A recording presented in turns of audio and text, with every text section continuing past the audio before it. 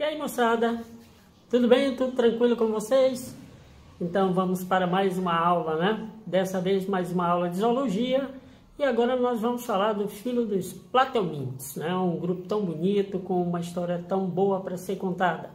Vem conosco, vem estudar com a gente e vamos lá. Prepara aí o teu caderno, tua caneta, fazer tuas anotações e vamos estudar o grupo dos plateumintos, os vermes de corpos achatados. Vem comigo e vamos estudar esse grupo agora. Vem comigo, moçada. Então, nós já temos como os principais representantes nessa tela as três classes mais estudadas, né, do filho dos plateumintes. A classe Turbellaria, onde seu principal representante é o verme planária, não é um parasita, é um verme de água doce, né? É o principal representante dessa classe. Aqui nós temos o verme parasita Taenia ou lombriga solitária, aquele indivíduo que apenas habita o corpo do hospedeiro, né? Então é da classe Cestoda, a gente vai estudar esse animal também, é um animal muito interessante. E temos também aqui dois representantes da classe Trematoda, a facíola hepática, que ataca principalmente o fígado de carneiros, mas também ataca o fígado de seres humanos. E temos aqui a vedete desse grupo, que é o Schistosoma mansoni, o famosíssimo causador da barriga d'água, né? Então vejamos, são animais de ambiente úmido, aquático, pode ser tanto terrestre, tanto de água doce quanto de água salgada. Podem ser encontrados também no ambiente terrestre e alguns, e principalmente, né, como no caso da taenia e no caso da facíola hepática e do Schistosoma mansoni, habitando o corpo de outros animais como parasitas. Então nós vamos ver estes parasitas causando doenças, caracterizar essas doenças que eles causam e o ciclo de vida de cada um deles, ok? Agora, para começo de conversa, nós temos os aspectos filogenéticos desse grupo, são aspectos embrionários que caracterizam cada grupo de animais que nós estudamos. Um dos aspectos, inicialmente, que são animais triblásticos e acelomatos. O que seria isso, animais triblásticos e acelomatos? Embrionariamente, eles formam durante todo o seu desenvolvimento três folhetos embrionários, né? A ectoderme, a mesoderme e a endoderme. Uma coisa que nós temos que lembrar aqui, moçada, é que esses aspectos filogenéticos foram estudados em aulas anteriores, né? Então você pode pegar as aulas, revisar, que você vai encontrar os aspectos filogenéticos que nós vamos falar aqui. E por que animais acelomados? Porque eles não têm cavidade interna. O corpo nada mais é do que um maciço, onde nós vamos ter, por exemplo, olha aqui, o sistema digestivo inserido completamente dentro de uma camada mesodérmica. Então, esses animais têm um corpo maciço, não tem cavidade interna, e o endoderma, que forma o tubo digestivo, está inserido completamente na camada mesodérmica. Então, originalmente são formados a partir de três folhetos embrionários que eu já falei para vocês: ectoderme, mesoderme e endoderme, por isso triblásticos.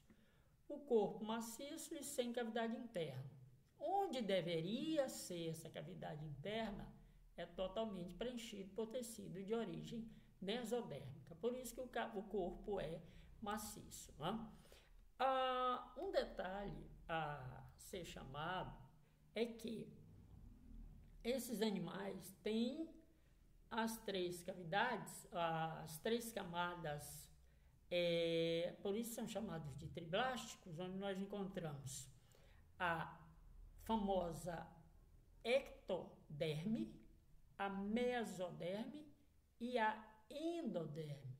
Por isso são animais de corpo maciço. Aqui seria a cavidade digestiva, né? Então nós teríamos ectoderme, mesoderme e endoderme envolvendo toda a cavidade do tubo digestivo. Eles não têm cavidade interna, lembrando isso. São animais acelomados exatamente porque não têm cavidade interna. São triblásticos, formados a partir de 3 folhetos embrionários. A ectoderma, a mesoderma, que envolve o tubo digestório, e a endoderma, que compõe o tubo digestório desses animais. Segundo aspecto, são animais protostômios, ou seja, o orifício do intestino primitivo, o arquêntero, o intestino primitivo é chamado de arquêntero, esse orifício é chamado de blastóporo, ele vai dar origem à boca. Em alguns animais, o blastóporo dá origem ao ânus, só que no caso em que o blastóporo dá origem ao ânus, a classificação será outra, eles serão chamados de deuterostômios. Nesse caso aqui, eles são chamados de protostômios. Então, vejamos. Aqui nós temos 3 aspectos de desenvolvimento embrionário da gástrula, principalmente a fase de gástrula, onde o blastóporo dá origem à boca. Vejam bem, a ectoderme, em um determinado momento, ela começa a invaginar para dentro da primeira cavidade que aparece, que é chamada de blastocele. Vejam nesse desenho aqui, nós temos o desenho de uma blástula com a cavidade chamada blastocele. Em um determinado momento, a ectoderme começa a migrar para dentro da blastocele, e a blastocele vai sumir por completo. Correto? Aparecendo uma outra cavidade. Essa outra cavidade é que nós vamos chamar de intestino primitivo ou arquêntero. Esse intestino primitivo ou arquêntero, ele vai ter um orifício que vai comunicá-lo com o meio externo. Esse orifício que vai comunicar o intestino primitivo ou arquêntero com o meio externo é que é chamado de blastóporo. E mais adiante no desenvolvimento embrionário dos animais, ele poderá formar a boca ou o ânus, tá certo? Nos animais em que ele forma a boca, embrionariamente, nos animais triblásticos, quando o blastóporo forma a boca, nós chamamos esses animais de protostômios. Por isso os platelmintos são protostômios. Aqueles em que o blastóporo vai originar o ânus são os animais do grupo dos deuterostômios, no caso, por exemplo, dos cordados, e também no caso dos equinodermas, que nós vamos ver mais adiante. Então vejam bem a formação do arquêntero e um detalhe a ser chamado, né? O arquêntero, ele é formado a partir de uma invaginação da ectoderme, e essa parte que invagina para a ectoderme vai formar futuramente a endoderme, e a partir dela vão surgir também camadas celulares que nós chamamos de mesoderme. A mesoderme vai envolver o tubo digestivo, que é a endoderme. Mas isso nós vamos ver mais adiante, moçada. Lembrando mais uma vez, aqui, por isso que eu coloquei aqui como lembrete, né? Que os deuterostômios são animais em que o blastóporo, tá certo, dá origem ao ânus. Esses são deuterostômios. Então, o ânus do animal vai ser originário do orifício primitivo do arquêntero, que é o blastóporo. Nesse caso, nós teremos 2 grupos, equinodermas e cordados. Já no caso que nós estamos estudando, os platelmintos, protostômios, o blastóporo dá origem à boca, tá certo? Então, vejam bem, como o blastóporo dando origem à boca, tem quinidários, platelmintos, asquelmintos ou nematelmintos, anelídeos, artrópodes e moluscos. Dos 9 grupos, apenas os equinodermas e cordados são deuterostômios, e os poríferos não entram nessa classificação, correto? Muito bem. Terceiro aspecto das características embrionárias, nós temos a simetria bilateral, ou seja, o animal, quando imaginariamente é dividido por um plano de simetria, tá? Um plano imaginário, ele terá dois lados opostos e simétricos. Isso acontece no caso dos platelmintos. O corpo dos platelmintos é dividido em partes opostas e simétricas de acordo com o seu plano de simetria, que é, na realidade, um plano imaginário. Você não vai dividir o animal bem ao meio, cortá-lo ao meio para você saber se ele tem plano de simetria. Isso seria um plano imaginário que vai dividir o corpo do animal em dois lados opostos e simétricos. Nesse caso, a simetria é bilateral, moçada. No caso, por exemplo, dos equinodermas, um exemplo aqui da anêmona do mar, ela tem simetria radial. Por quê? Porque em qualquer posição que você passe o plano imaginário, encontraremos dois lados opostos e simétricos, qualquer que seja a posição. Então, nesse caso, são vários planos de simetria. Sendo vários planos de simetria em qualquer que seja a posição, então nós teremos simetria radial. No caso das esponjas, esses animais não têm, os esporíferos não têm plano de simetria, por isso são chamados de assimétrico.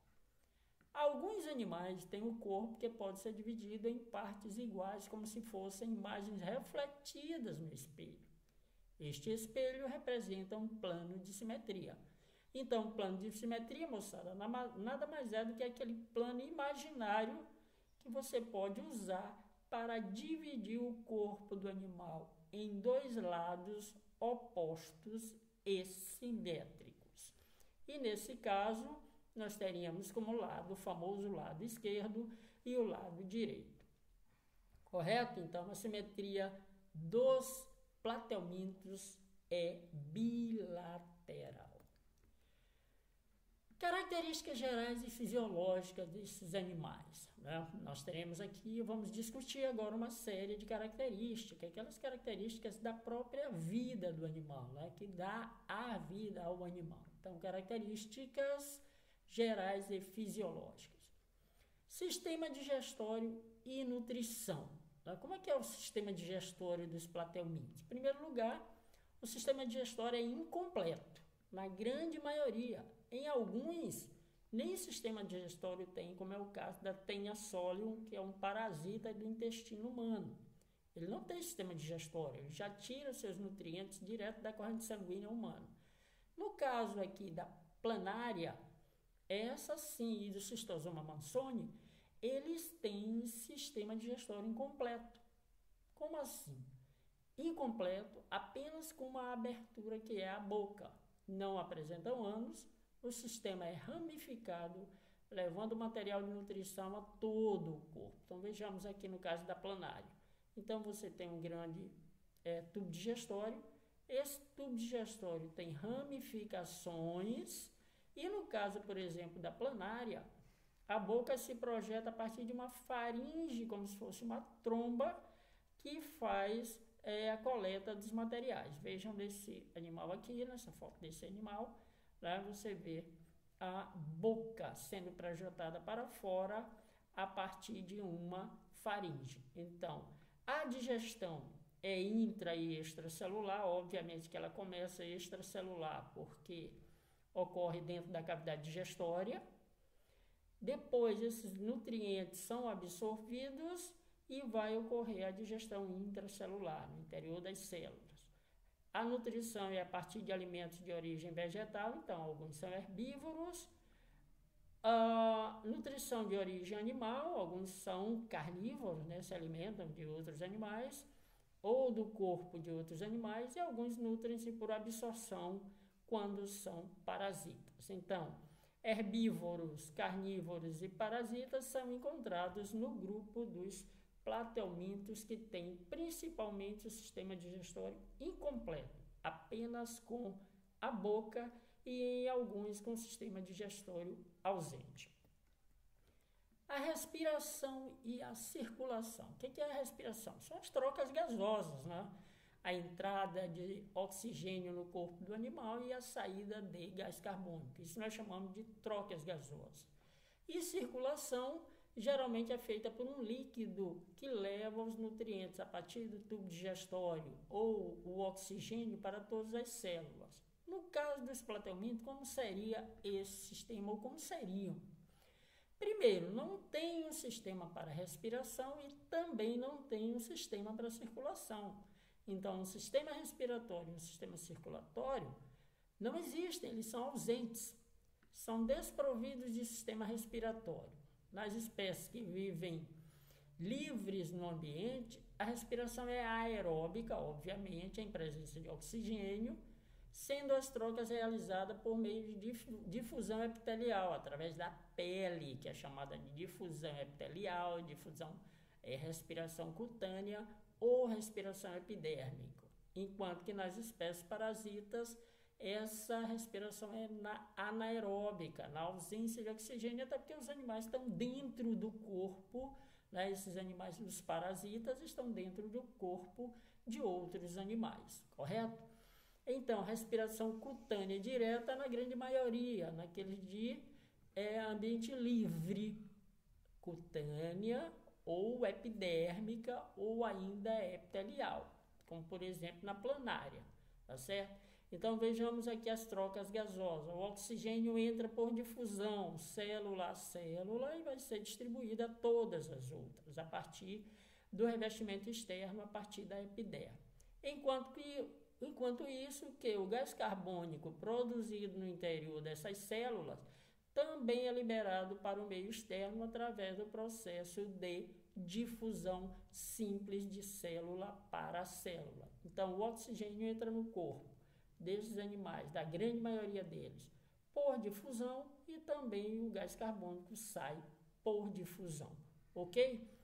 Com relação à circulação, o sistema circulatório é ausente, distribuição do material resultante da digestão é feita por difusão, célula a célula. Então, como não tem um sistema de circulação com coração, artérias, veias, etc., isso não existe no corpo dos platelmintos, então, a partir de que os alimentos são digeridos, eles passam pela camada das células, uma repassando a outra, pelo processo simples de difusão desses nutrientes a todas as células do corpo desse animal. Então, respiração e circulação por difusão, porque não existem sistemas nem respiratório e nem circulatório.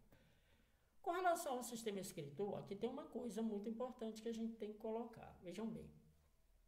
Primeiramente, é o primeiro sistema excretor a aparecer na escala zoológica, né, dos 9 grupos do filo do reino animal, nos 9 filos do reino animal. O primeiro grupo a apresentar verdadeiramente uma estrutura de excreção. O que seria isso? Uma estrutura de excreção. Primeiramente, o que é excreção?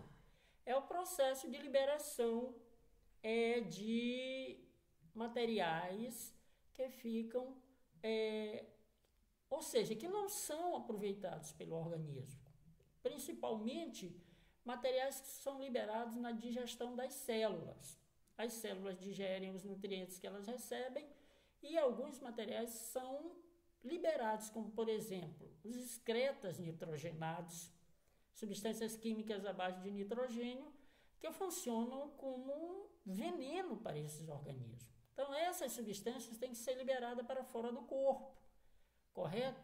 Então, nesse caso dos platelmintos, tem sistema excretor, só que é um tipo de célula. Esta célula está espalhada por todo o corpo do animal. E ela coleta, por difusão, os excretas vindo de outras células, e depois, através de um sistema de movimento de um conjunto de cílios que elas apresentam, esses cílios se movimentam numa região tubular, esse material vai sendo liberado para fora da célula e cai em um canal excretor. Veja aqui, ó. Então, aqui nós temos células flamas, elas coletam o material excretado, e a partir da movimentação desse conjunto de cílios, esse material cai num tubo excretor e depois vai ser liberado para fora do corpo do animal através de várias saídas que são os poros de excreção. Então, Estas células, em decorrência de terem esse conjunto de cílios que se movimentam em formato de chama, né, e liberam esse material, elas são chamadas de células flamas ou solenócitos. Então não esqueça isso. O primeiro sistema excretor a aparecer na escala zoológica, na escala do reino animal, são as células flamas no grupo dos plateumintes. Então vamos lá.